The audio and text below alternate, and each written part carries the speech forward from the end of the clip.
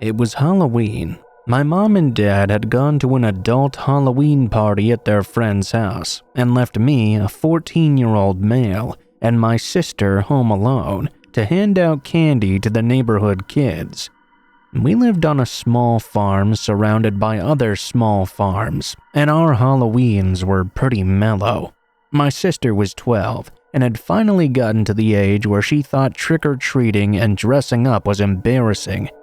I just liked staying home and playing video games with my friends anyway, so I didn't usually go out on Halloween either.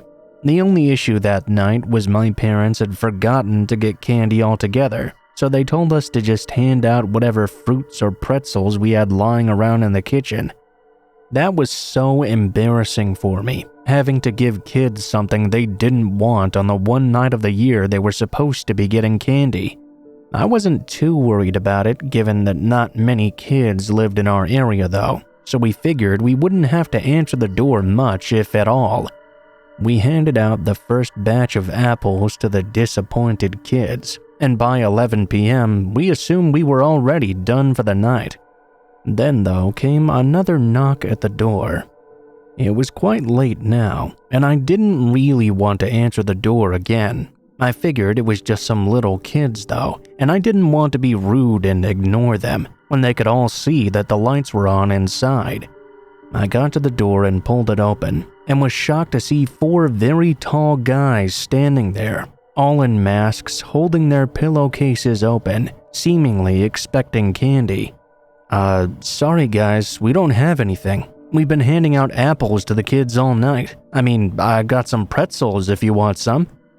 The tallest one tilted his head at me, almost like he was confused by what I was saying. None of them actually spoke though. I didn't really know what else to do, so I started to close the door on them. When I was about to shut it all the way though, one of the guys stuck his shoe in between the door and the door frame, preventing me from closing it. I opened the door again to ask him what his problem was, but instead he and his friends just shoved their way inside. I yelled for my sister to run and hide, before being roughly shoved to the ground. One of the intruders pulled a bat out from under his robe and said in a low, deep voice, "We didn't come for your candy."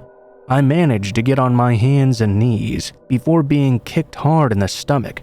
That knocked me to the ground once again.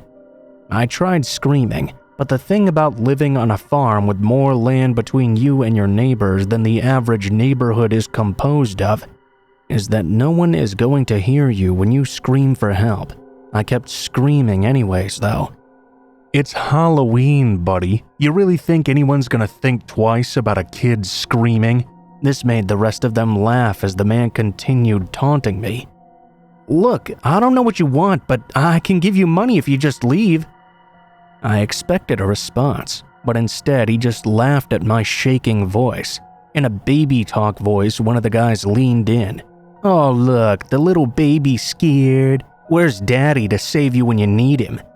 I felt a stinging in my side as the guy with the bat swung it directly into my ribs. I was trying to listen to the voices to figure out how old they were, and from what I could gather, they seemed to be young enough to be teenagers.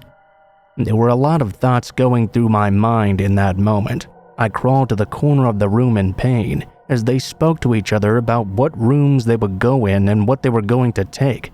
One of the guys took me outside, while the others looked around the house for whatever it was they wanted. I looked up and saw my sister on the roof, hiding outside her window from a man I could see had just entered her room. The guy that took me outside had me by the collar of my shirt and was leading me toward the barn.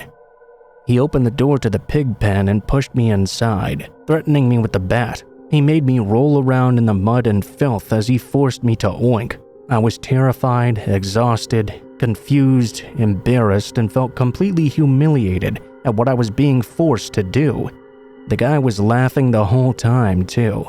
He told me to get up and led me out of the barn and back into the house to show the rest of his friends what he'd done to me. They only just joined in the torment. They made me drink toilet water, eat trash from the trash can, and other things I can't even speak of as they pulled me around. The whole time, I was just hoping they wouldn't find my sister. The strange thing is, they hadn't even mentioned her once. They took me to my room and began taking turns punching me.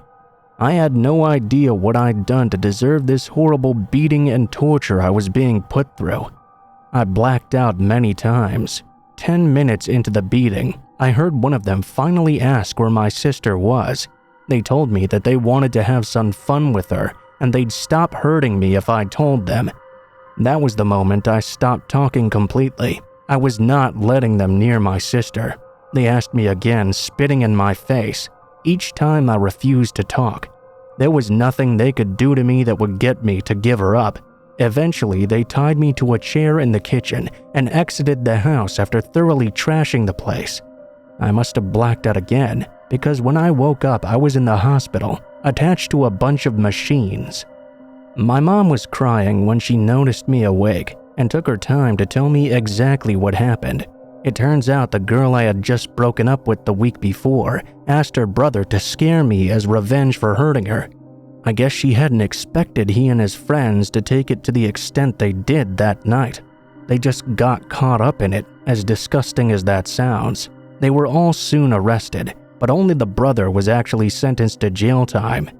He received 5 years for aggravated assault and home invasion charges. The other guys got probation as a plea deal for ratting him out. I'm still in a lot of pain since this happened less than a year ago. I guess there's one thing I'd like to tell kids answering the door for Halloween though, when their parents aren't home. Always make sure to check outside before you open the door.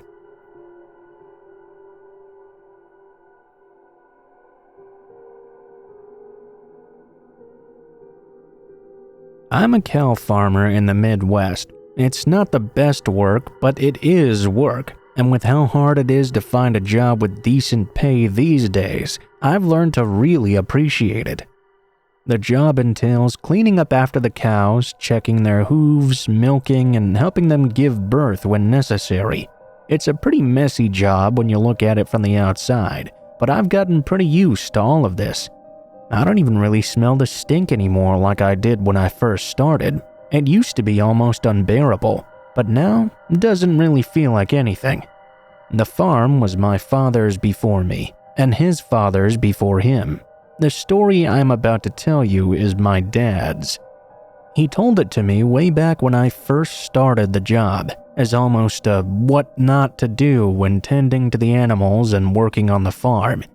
He's long passed now, God rest his soul, but his story has haunted me for years. I figured I'd let other people hear it and judge for themselves. This takes place back in the 60s, when my dad was in his early 20s. He worked on the farm with his father, Bill. At the time, he really hated it. He hated that stench that would only get worse when the heat came in the summer, and picking up after the cows, that was the worst. See, the cows stayed in this huge barn. Actually, it was more like a big warehouse where they're fed and kept throughout the night. They got to graze during the day, of course, and throughout the night the cows would defecate and their feces dropped to the concrete floor beneath them.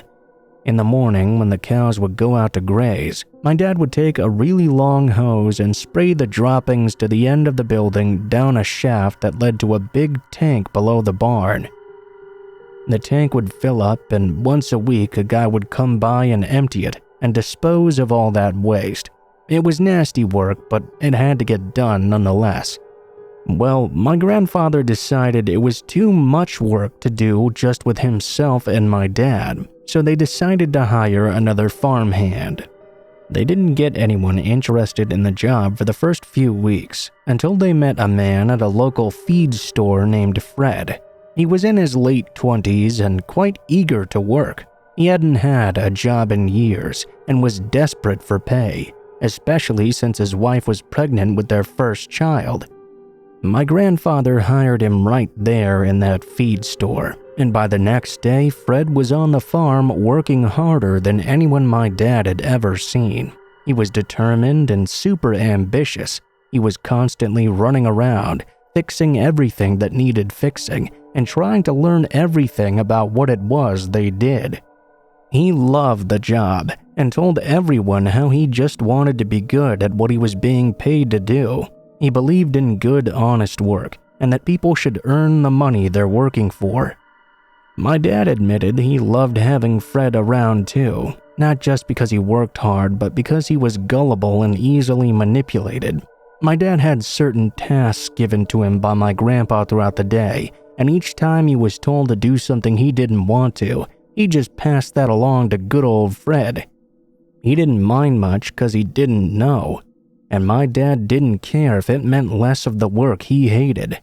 Almost 4 months went by with Fred doing most of the work around the farm. My dad even started to find it a little funny. He really would do whatever he was told with no suspicion, and he was all too happy to do it too. One hot summer morning, the cows had gone out to graze, and my grandpa told my dad to spray the droppings down the shaft at the end of the barn, like he usually did. My dad passed the job along to Fred, as he sat along the side to have a smoke. When Fred was done, he came outside to tell my dad he had an idea that he thought would really benefit everyone.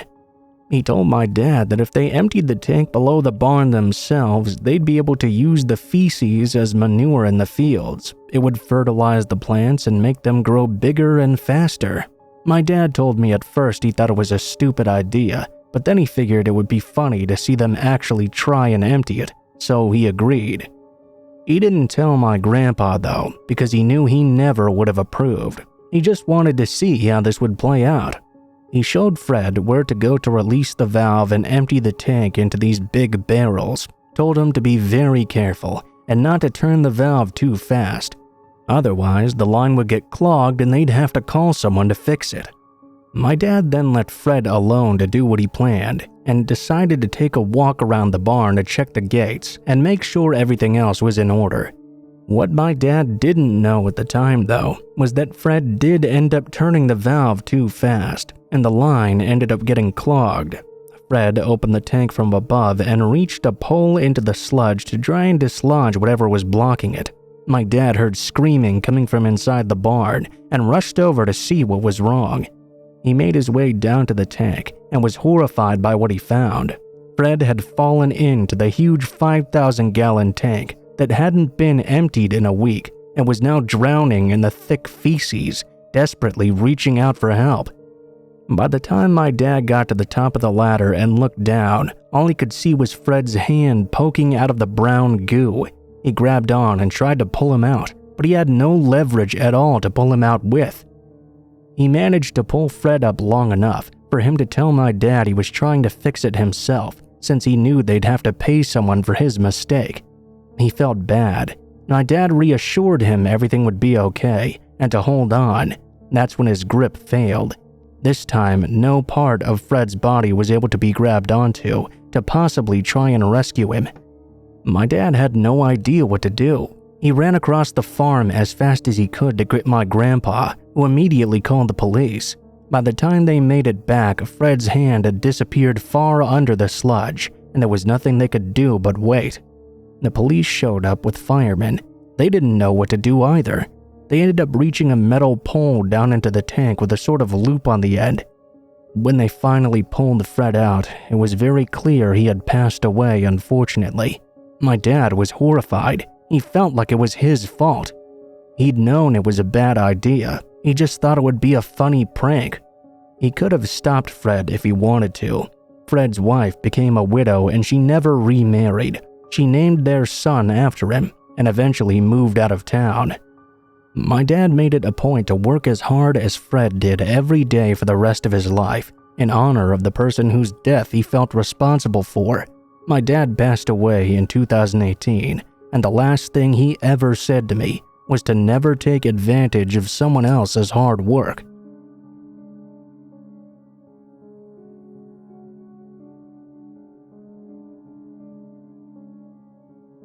It was March 28, 2000. My husband Robin and I had just moved to Fort Worth, Texas, from Seattle, Washington. My husband had gotten a job offer he was really excited about. In his words, he just couldn't pass it up. He was an architect, and the firm he wanted to work at was down there. I couldn't say no. He was so happy, and I was happy for him. We had 4 children, a 13-year-old boy named Josh, a 10-year-old girl named Jamie, a 7-year-old named April, and our youngest, a 3-year-old girl named Paula. Our kids were super excited too. They'd heard of cowboys on TV and kept telling all their friends they were moving onto a farm with a bunch of animals and they were going to be farmers. It was actually kind of cute.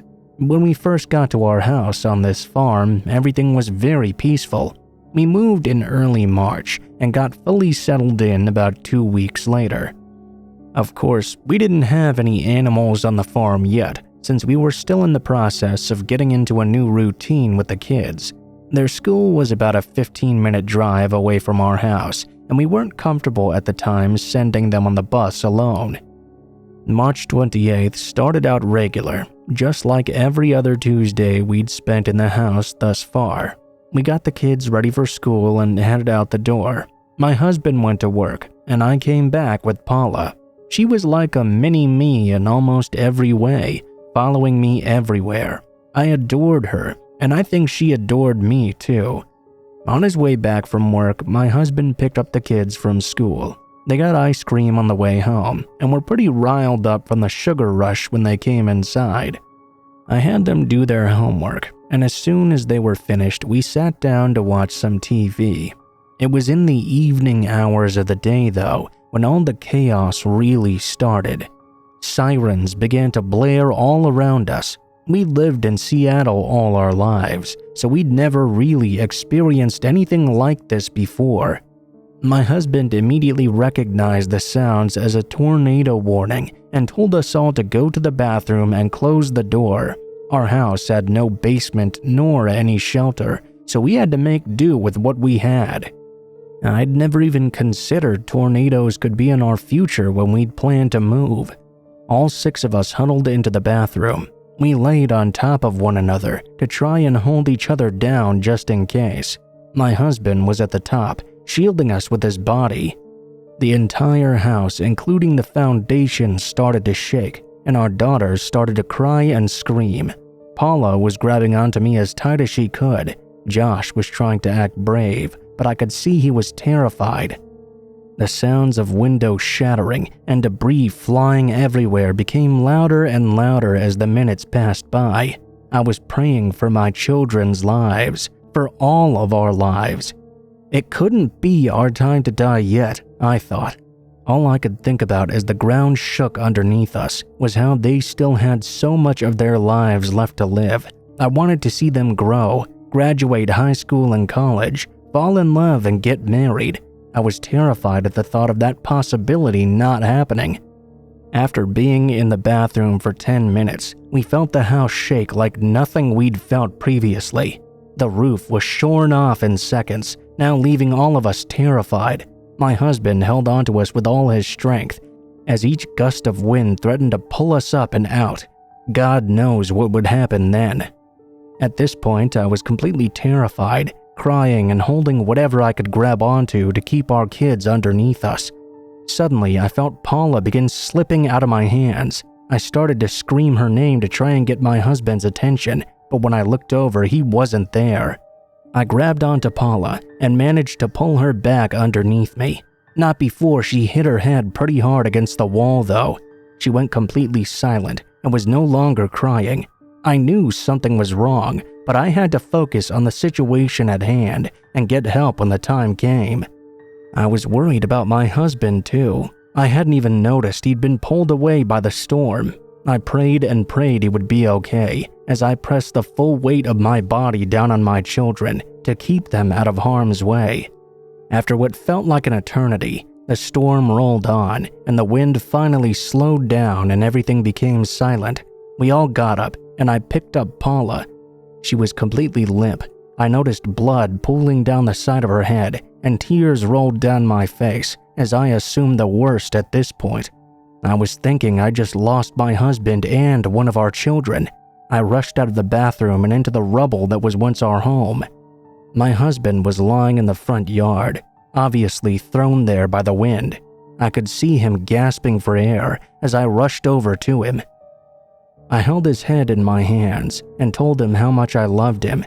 The first thing he asked between the gasps was if the kids were okay. I told him Paula had gotten hurt, and I could see the worry in his eyes. Thank God we got help soon after from a disaster relief team. We had no way of calling anyone, and our cars had been tossed away by the wind. All we could do was wait until someone showed up to help us. We were all taken to the hospital, and myself, Josh, Jamie, and April had minor cuts and bruises. I'm grateful to say both my husband and Paula did survive. Unfortunately, Paula had extensive brain damage and still requires to this day around-the-clock care, which is incredibly sad for the circumstances. I'm just grateful she's still with us.